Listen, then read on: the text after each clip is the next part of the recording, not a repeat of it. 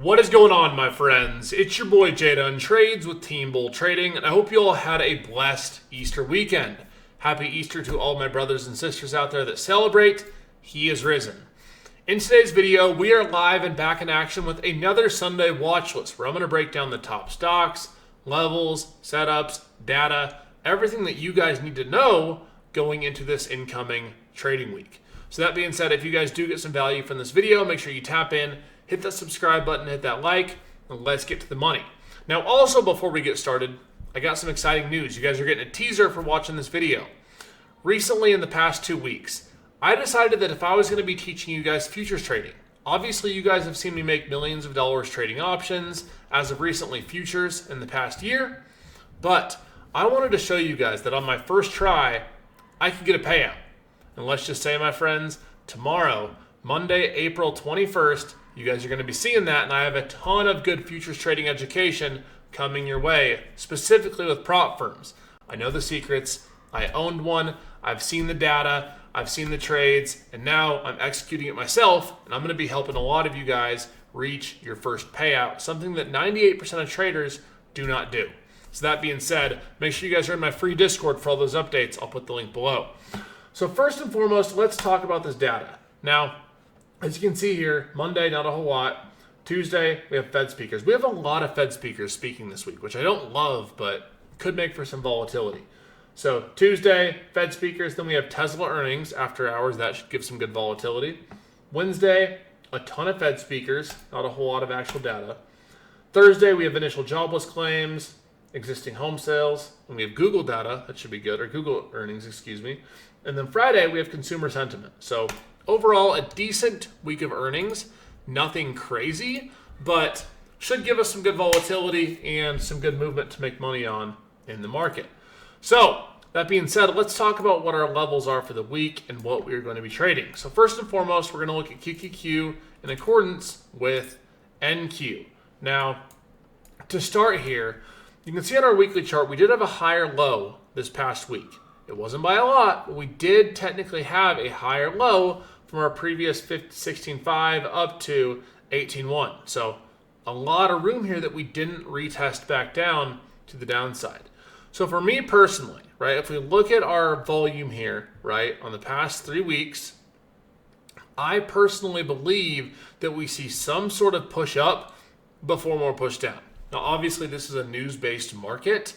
I can't say that with 100% certainty, but what I see here, what I would like to see is if we push up, I'm going to be watching for a push above 19,260, call it 19,300, for an aggressive push up above these highs of 19,004, right? If we can push above these highs, I think we can go retest 20,000 area.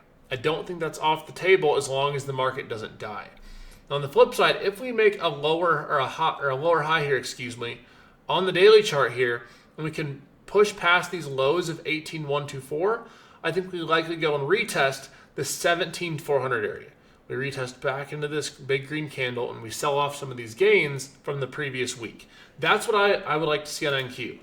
Now let's go here. Let's go to our daily chart just to confirm what we've been saying. Again, same thing. We break above this like 19.3, 19.4. I think we have some serious room to push up. On the flip side, we break below those lows of like 18, the 18.1s. We got some pretty serious room to the downside. Now, obviously, you guys know how I trade. I use the 5-minute chart, the 1 minute chart, and then hourly levels in the morning. So we'll have to watch for those. But as far as our hourly goes, we don't have a ton in terms of supply and demand or anything in the near future. So it's better off using our daily. So let's go here. Let's get QQQ quick, just confirm all that. Same deal. Break above 448, we likely go retest. It's like 451, and then above that we have a nice daily gap, or hourly gap, up to like 457. So I'd like to see upside this week, but if we break below last week's low, I will be looking for more downside. Now, let's go check out SPY. Let's go look at our levels in SPY and play. Let's go here first to the weekly chart. Right here. Okay. So same structure on SPY. We have this weekly higher low, and our last week's low was like 521. So if we break and hold below 521, I will look for downside moves all the way down to 510.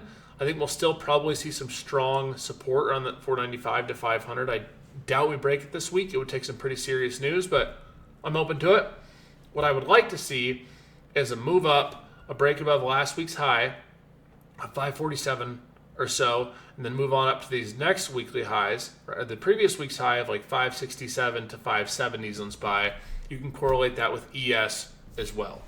So we're kind of in a weird spot because it's a very news-driven market, which is good and bad. The good thing is that it gives us a lot of volatility, a lot of chance to make a lot of money. The bad thing is that it requires a lot of discipline, something that 98% of traders really struggle with. Now, obviously, if you watch this channel, you guys rock with me, your boy Jay Dunn. I'm going to help you every single day to get your discipline right, because I truly believe it's not the strategy that's holding you back. You know, if you trade live with me every day, or you trade with Team Bull, or you just go on YouTube in general, you can find a million strategies. You can find winning strategies. I give you them nearly every day on this YouTube. But what's holding you back is that person in the mirror and having the discipline to stay patient, to not be impulsive, to not revenge trade, to not tilt trade, and to execute only when you have A+ setups. To hold your winners, to cut your losers. If you can master your discipline, you will master the market and you will get paid. That's a promise. But you got to put that work in on yourself every single day. If you don't do that, no progress gets made. Simple as that. So that's what I'm watching for this week. Break above previous week's high or previous week's low. That's kind of the range we've been given. And we can target those previous lows or previous highs from the week before. Just depends on what price action looks like. Now let's go see here with Tesla, with our main individual on watch this week with earnings. So we had this aggressive move down, and we've kind of been coiling the last few weeks. Not a whole lot with volume, right? We had this big aggressive green candle, half of it being wick, and then about half the volume the following week with a little wick out, but mostly selling still. We'll likely stay in a range Monday between 225 to 260, this range we've been in. But if we do get positive earnings, I'd like to see a break and hold above 290 before we see any sort of bullishness, or below 215 for bearishness. I'm going to tell you too, if we do break below 215, I will be adding a lot long term. I would love to add more Tesla in the 180s to 150s. I'd probably put in a few $100,000 if we get down there. Hold me to that too. So I'll be looking for ads long term if we do get a bad earnings report. I'd like to see us break below this 218 for bearishness, break above 290, or a little high risk entry above 275 for bullishness.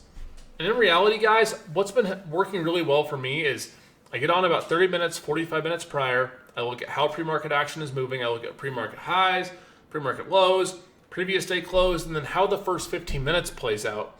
And honestly, that's all I really need. I like to know what I'm looking at from a daily bias standpoint and a weekly bias standpoint, but that's not what is dictating my trades these days. What's dictating my trades is setups I'm seeing that have risk defined beforehand, me staying true to my system, trading the 5-minute chart, the 15-minute chart, and allowing every trade that I take to be risk defined with less size and holding my runners longer. That's how I was able to lock in a payout my first try. That's how I was able to get a payout in general. And I promise you guys, you'll see me getting payout after payout because I am disciplined. Because I've found the trick to staying disciplined as a trader. That is all that it takes. If you can master your discipline, master your system, combine those two things, you will make money as a trader. It just takes a lot of time. So keep trading smart, keep trading safe. Appreciate y'all tapping in, hitting that subscribe button, and I'll see you guys tomorrow for a video update and a daily recap if we catch a winner or a loser. As long as we take a trade, we'll be doing a recap. God bless. I'll see you guys tomorrow.